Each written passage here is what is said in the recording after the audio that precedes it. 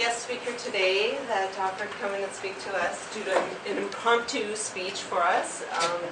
Christopher Dziekan, ex-vice president of IBM and is currently the chief product officer in a software company, will be speaking to us about basically making speeches and presentations. Chris, over to you.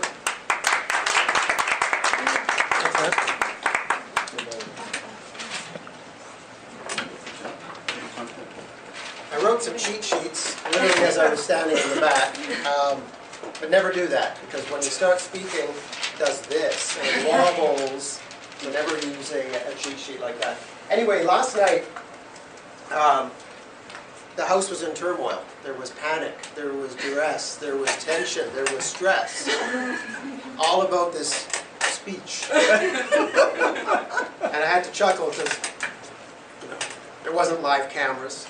At least it wasn't supposed to be. There wasn't an audience of 5,000, and no matter what you said, you weren't selling a company, trying to raise major funds. You weren't selling your product. So I was like, just calm down and just enjoy it all. So I woke up this morning. I had a full face of hair that I haven't shaved since Christmas.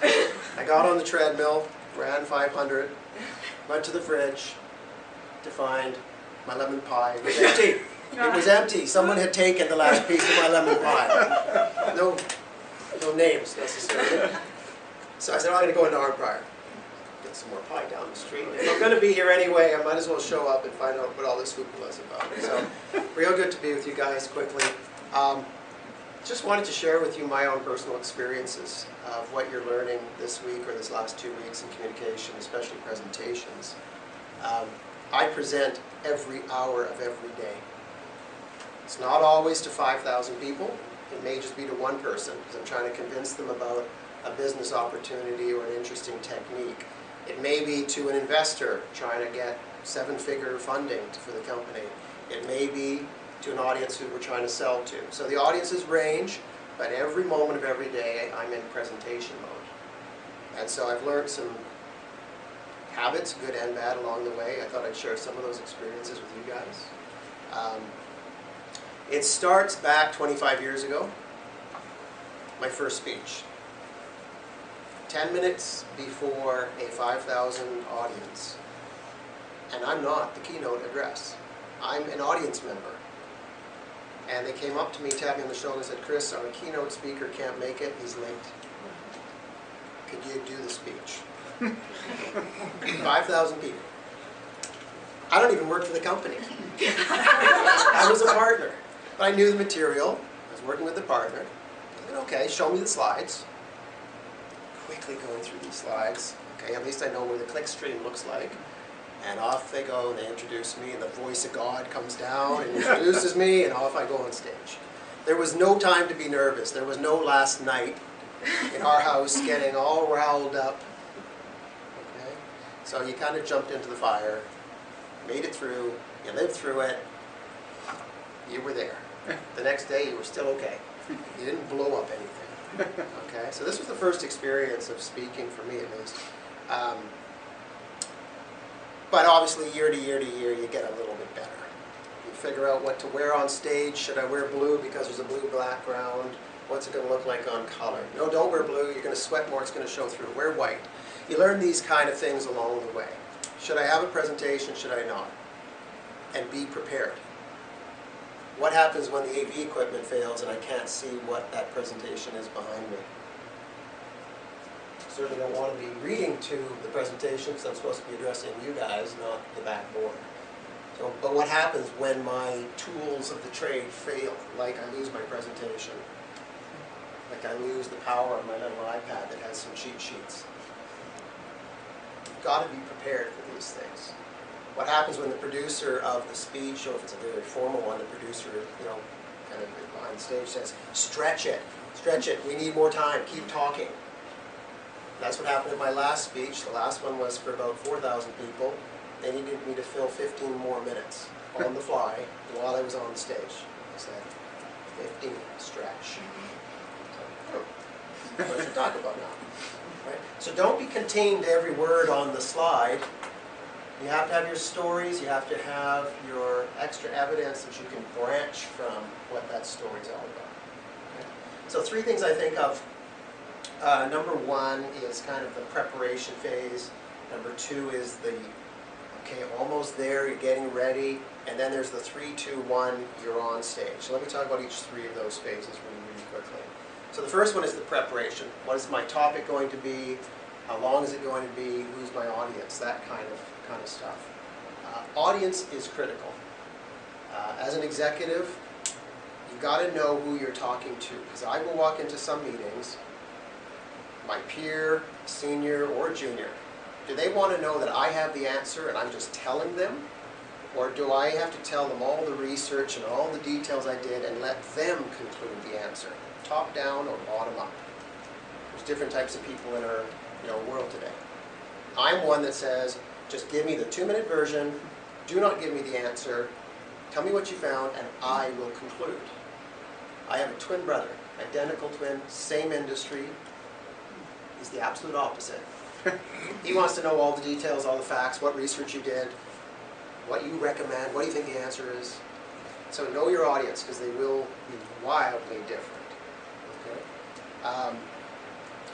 Presentation, you're writing it down, you're coming up with these slides, you're coming up with your longhand notes. I guarantee you, as you get better at this, longhand notes will be cut in half, then cut in half, and then cut in half, and you'll finally have 4 or 5 little keywords. And that's all you need to remember. Plus the first opening sentence. If you don't know your first opening sentence, you're screwed. Right?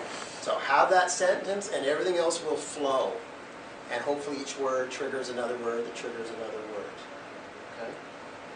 The other thing I think of when I think of the presentations, and Natalie got in heck from me the other night, where's your 3 slides with your 3 bullets? Because if you can't tell me in 3 bullets on 3 slides, you're wasting an executive's time. Get out of my office. And that's literally what I do with my teams.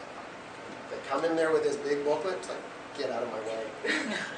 3 points, I'll get out. Okay, so if you can't make your points that sharp, then your presentation is not accurate enough. Okay. Pictures, say 1,000 words, so use them. I'm constantly taking my slides in longhand, ripping the words out, saying, well, what image can I impose that will remind me of what to talk about, and you'll just get it. I think I saw a lot of that in all your presentations, with good use of pictures to tell the story in 1,000 words. Figure out the stories you want to add to your main line. They're the extra little words to use when you're ahead of time or behind time and you want to add some character to your conversation. Just like mine, that story of, oh, first time, 5,000, and you didn't even have time to prep.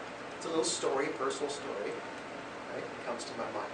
So all that's happening during the prep stage. The other one in the prep stage, to me, is really look at your charts at the use of font, color, and placement.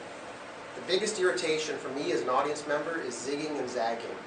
The title was there, now it's there. The font just changed as I went from slide to side. There's no consistent, my eyes can't stay focused. Here comes a bright chart with financials. Here comes another bright chart with financials. One was in red, yellow, and green, and the other one was in red, yellow, and green. Are they both saying green is good, or just random acts of violence that they use those colors? And I have to teach myself what that chart's going to represent. That takes more time for my brain. There should be consistency. Think about the size of your room. 5,000 audience doesn't look like this. That screen here will look like a tiny little thumbtack. So how are you going to use fonts and images and pictures so that the back of the house can understand the chart, not just the front of the house? So you've got to start thinking through those kind of things. And again, not every day presentation is to 5,000. Some of them is just across the table to each other. Okay? But these techniques still apply over and over and over again. What about international markets? So I talk worldwide. When I show up in Russia, China, Brazil, same rules do not always apply. They don't have the same AV equipment. They don't have the same language, certainly. So here I am practicing. It's going to be 15 minutes. And then I realized, ooh, everybody's got headphones on. There's a translator. Translator will be delayed by 15 seconds. Now all of my jokes and comments and pointers are all off kilter, right? Say something's really hilarious and nobody laughed for 15 seconds, right? And then they get it, you know, and by then I'm on to the next subject. I've already moved, so you really get off kilter. So you've got to think of that kind of activity when you head off into the international markets as well. So that's kind of during the prep stage. Now you're getting closer. You're at a day or two away. You've got these long notes. You're cutting in half, throwing them out, starting it over. And I kept trying to encourage Natalie to think of a sequence, because you'll never remember all of the words. So have a chronological order to it. In the case of, I think, your snowshoeing example, well, when you get out of the car, you can picture in your head, I'm going to put the shoes on, and then I'm going to climb the mountains and do this, and then I'm going to get to the top, and I'm going to do that, and then I'm going to come down the backside, I want to be warm, and then I'm going to be hungry, and then I'm going to be safe. There's a sequence in your head. And I was trying to encourage Nat to follow it, because if you ever get lost in your speech, you could come back to something you know, that sequence. My sequence today, preparing for the speech, a couple of months away or a couple of weeks away, now I'm down to the wire, 1 or 2 days, and then my next sequence is, it's 3, 2, 1, you're on. So in my head, I've got a sequence. Right? I may not remember every key word. I'm going to sit down in a minute and go, I forgot that thing. But you don't know that. You didn't know what I was going to say anyway, so you don't know I forgot it. So it's okay to forget these kind of things, but have a plan, have a sequence. Okay? So as you get to 3, 2, 1, you're on. A couple of things I think of there. First of all, it's time for makeup. It's time to look pretty, and literally they put lots of makeup on you if you're doing a big keynote. My second speech was live from New York. Not a camera like that, but massive big cameras in front of me at all angles. It was simulcast worldwide. I was doing a product demonstration. The product was going to be behind me. I would not see it. But I have to pretend and do, okay, this is what I'm doing, and here's what it's going to do. And I'm kind of thinking, I wonder what they're seeing. Lots of pressure with cameras. Makeup starting to sweat. Microphones. Little lapel microphones are attached to you if you're doing a big event. Be careful. Because what you say in that microphone is spread across. Right? Now, it may not be turned on yet to the wide room, but it's turned on to the back of the house, and all the technicians and everybody's listening and doing sound checks, and they hear you talking about different people. And the best one, the worst one, I guess, is a better phrase, a buddy of mine had his lapel on, and like all of you probably, what did you do about half an hour before your presentation? Bathroom. Everybody's got to go to the bathroom before a speech, so off he goes. Lapel microphone in hand. Fortunately, the back of the house was turned on, the front was not, so nobody in the front office heard, but the back office heard it. So be cautious to these kind of things as you do your speeches. Okay? Again, I'm not trying to say all speeches are big form. Some of them will be small form with one-on-one engagements as well. Be sensitive to these things. Right? So, you know, when I think of the don'ts, things you don't do, don't bring up that piece of paper that's going to be flimsy in the wind. If you really do have to have a speech written down, put it on laminated cardboard, the big thick stuff, so it stays stable. Put it on that iPad. Have a backup. My iPad has a couple of little scratch pads, and guess what it says on the front of it? Low battery. Murphy's Law. This is going to fail, so have a backup to your backup. And the backup to your backup is what's in your head at the end of the day, right? So you can have these little devices, these little safety nets or comfy blankets that you like to have and hold on to. I always have a cheat sheet, and I've never used it. It's constantly sitting on the podium, it's sitting nearby. It's like, I know it's there if I need it, but if I've done my homework well, I won't actually touch it. And I've always had one on my podiums. The other don't is don't talk to the screen, don't read the screen, and try to figure out how to engage your audience right from the first word out of your mouth. So in my last presentation, about 4,000 people, I was presenting a strategy and a product strategy for our company, and I had it written down in a small pamphlet. I brought the pamphlet up on stage as my safety net. I was going to put it down, and if I had to refer to it, I would. And instead, my first words kind of were along the lines of, I brought the roadmap so that you all can understand it. I'm going to speak to our 3-year vision. In fact, as I jumped off the main stage, big stage, jump off, and I went and I handed the presentation to the person. I said, have a read, pass it along. This is 4,000 people. You can imagine you try and think, how am I going to pass along this little piece of paper all the way around. But it engaged the audience. It wasn't just this static, boring guy talking to the screen. And the whole blog and Twitter feed started to erupt. Who's got the copy? Who's got the copy? As it moved around the room. It's just a way to break the ice. And so you can use different techniques to do that. So don't speak to the words. Try to engage. Don't go long. It's the worst thing. Don't speak after lunch. Everybody's tired. And don't be the last speaker, because you're always holding them up from something important, usually the pub. And I think that's the case in mine. With that, unless there's questions, I want to say, good work. I know you guys are working through this. It's always stressful when you start. It does get easier. But keep practicing those techniques. They'll get better and better. And hope you had a good session this last couple of weeks. Any questions on my experiences? Do you still get nervous? I still get nervous. How I deal with the nerves has changed. This was a good example at this last big convention. One of the speakers, she was in the mode of do not change anything. Everything was locked in for the last 2 weeks. Do not change anything. Do not change a picture. Do not change a color. Do not change a word. I'm the reverse of that. Hey, is that presentation still editable? Because I'm going to change it. And of course, everybody's panicking because nobody wants a last-minute edit. I like to last-minute edit. It helps me feel comfortable. Right? It helps me say, I'm actually rolling with the punches because I've heard something about our audience and I want to personalize it, so let me change it and keep up. So I like to constantly twist it and turn it, while in the past I didn't. I wanted it locked and loaded. Right? Now I've turned into, no, it's okay to be iterative and change it along the way. Still get nervous, still go to the bathroom about half an hour before a big event. I don't get nervous in anything smaller than 100. 100 people to me is, so what are they going to do? They could say they don't like me, they can say they didn't like the topic, big deal. 5,000 on camera, analysts, investors, writing, there's articles being written about the event, it's a little bit more exposure, yeah, the nerves go up. So I go to the bathroom early without the mic, and then I go again with the mic.